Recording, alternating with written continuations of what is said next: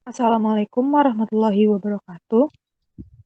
Kami dari kelompok 5 epidemiologi deskriptif akan menjabarkan mengenai validitas dan bias dalam penelitian epidemiologi. Pokok bahasan kita kali ini ada 4. Yang pertama definisi validitas dan bias, random error, validitas pengukuran, serta validitas penelitian. Kelompok kami terdiri dari 5 orang. Saya yang Sokara Hingrat dengan rekan saya Ayu Magdalena, Christine Mutiara, Eleonara, dan Esteliana. Masuk ke bahasan yang pertama, yaitu definisi validitas dan bias. Menurut KBBI, valid merupakan cara yang semestinya atau sahih. Validitas merupakan sifat benar menurut bahan bukti yang ada, valid kesahihan. Jadi, validitas merupakan ketepatan antara objek dan subjek pengukuran. Selanjutnya yaitu definisi bias, merupakan kesalahan sistematik, non-random error, atau disebut juga dengan bias. Bias diakibatkan dari berbagai aspek metodologi selain variasi sampling, seperti misalnya desain studi, analisis, seleksi subjek penelitian, kualitas informasi yang dikumpulkan, variabel penting lain selain faktor risiko atau exposure utama. Arah bias terbagi menjadi dua, yaitu overestimasi dan underestimate. Overestimate merupakan kesalahan hasil estimasi menjauhi nilai nol atau nilai yang didapat dari hasil penelitian lebih tinggi dari hasil sebenarnya di populasi. Sedangkan underestimate merupakan kesalahan hasil estimasi mendekati nilai nol atau nilai yang didapat dari hasil penelitian lebih rendah dari hasil sebenarnya di populasi. Sumber bias dibagi menjadi 3, yaitu bias seleksi, merupakan bias yang terjadi karena kesalahan dalam proses seleksi atau partisipasi subjek penelitian. Contohnya kesalahan dalam pemilihan sampel.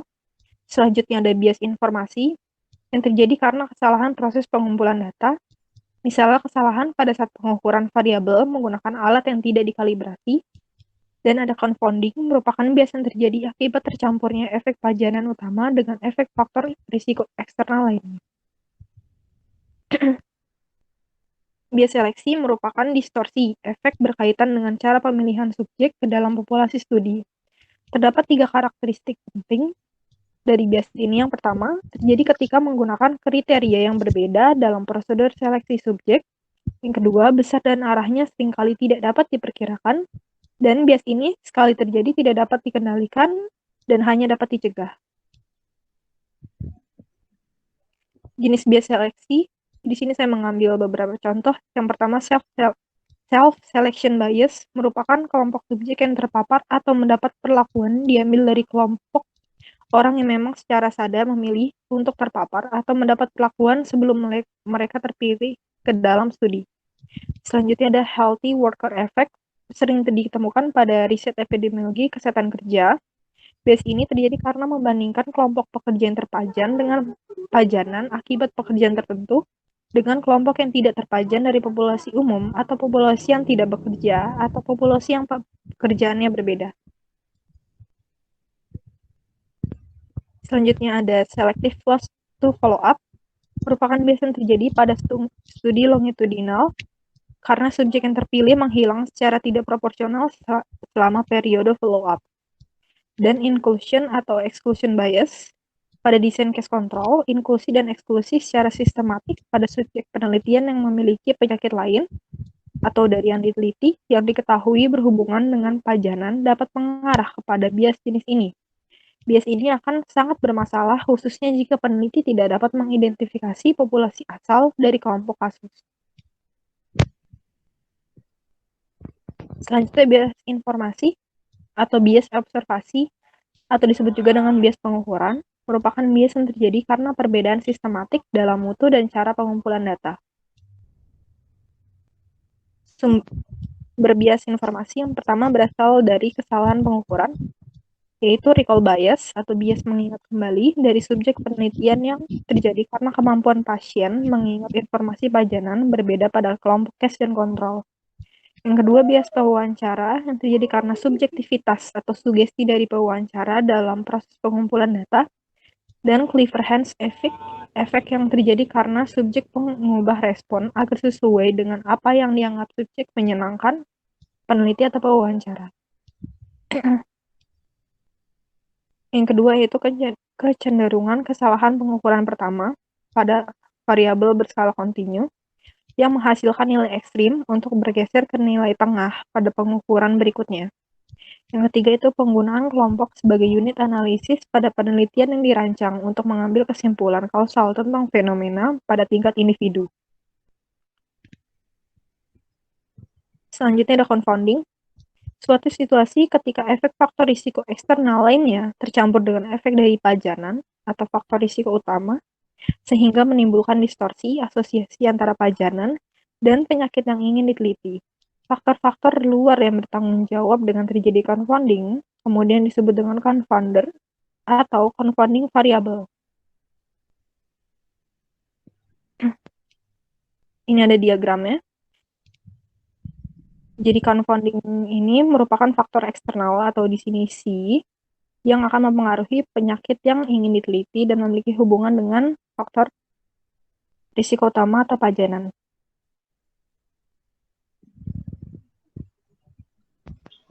Selanjutnya ada random error.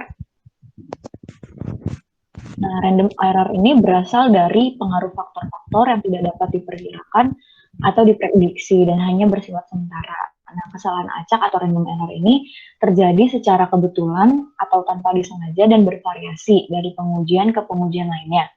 Nah, kesalahan acak ini sulit dihindari disebabkan oleh fluktuasi yang tidak dapat diduga. Sebab-sebab kesalahan acak tidak dapat diketahui dengan pasti, tetapi merupakan bagian dari pengaruh yang memiliki kontribusi kesalahan dalam pelaksanaan pengujian.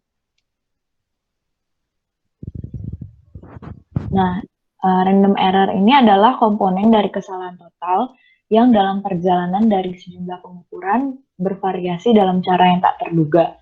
Karena itu tidak mungkin untuk mengoreksi kesalahan acak. Nah, kesalahan acak ini dapat terjadi karena berbagai alasan seperti kurangnya kepekaan atau sensitivitas peralatan, kebisingan dalam pengukuran, dan definisi tidak tepat atau salah persepsi. Nah, ini perbedaan akurasi ketelitian dan presisi atau ketepatan. Nah, akurasi dan presisi didefinisikan dalam hal kesalahan sistematis dan acak. Definisi umum mengaitkan akurasi dengan kesalahan sistematis dan presisi dengan kesalahan acak. Nah, gambar yang A itu menjelaskan bahwa penelitian tidak presisi dan tidak akurat, yang B itu presisi dan akurat, yang C itu presisi tapi tidak akurat. 3. Validitas pengukuran. Pengukuran validitas sebenarnya dilakukan untuk mengetahui beberapa besar suatu aspek psikologis terdapat dalam diri seorang yang dinyatakan oleh skor pada instrumen pengukuran yang bersangkutan. Validitas memiliki kesahihan menunjukkan seberapa dekat alat ukur menyatakan apa yang sebenarnya harus diukur. Yang dipengaruhi oleh bias pengukuran adalah bias pengamat, bias subjek, dan bias instrumen. Strategi meningkatkan kesahihan ialah dengan melakukan pemeriksaan tanpa setahu subjek, pemeriksaan tanpa identitas subjek, dan kalibrasi alat.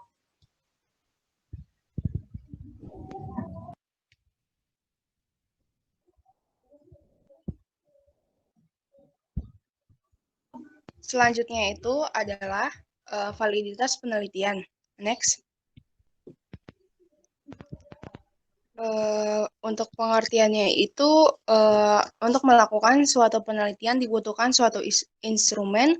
Suatu instrumen dapat digunakan untuk mengukur sesuatu apabila instrumen tersebut valid. Validitas penelitian adalah derajat kebenaran kesimpulan yang ditarik dari sebuah penelitian, baik penelitian yang bertujuan untuk menguji hipotesis atau mengestimasi kekuatan hubungan variabel atau efek intervensi yang dinilai berdasarkan metode penelitian yang digunakan, keterwakilan sampel penelitian, dan sifat populasi asal sampel. Example-nya itu sebuah meta-analisis dari 18 studi menyimpulkan bahwa penggunaan telepon seluler lebih dari 10 tahun meningkatkan risiko tumor otak, yakni neuroma, akustik, dan glioma merupakan validitas penelitian. Andai kata sesungguhnya penggunaan telepon seluler lebih dari 10 tahun tidak meningkatkan risiko tumor otak, maka kesimpulan penelitian tersebut tidak valid atau tidak benar. Baik, selanjutnya ada jenis validitas pada penelitian kuantitatif.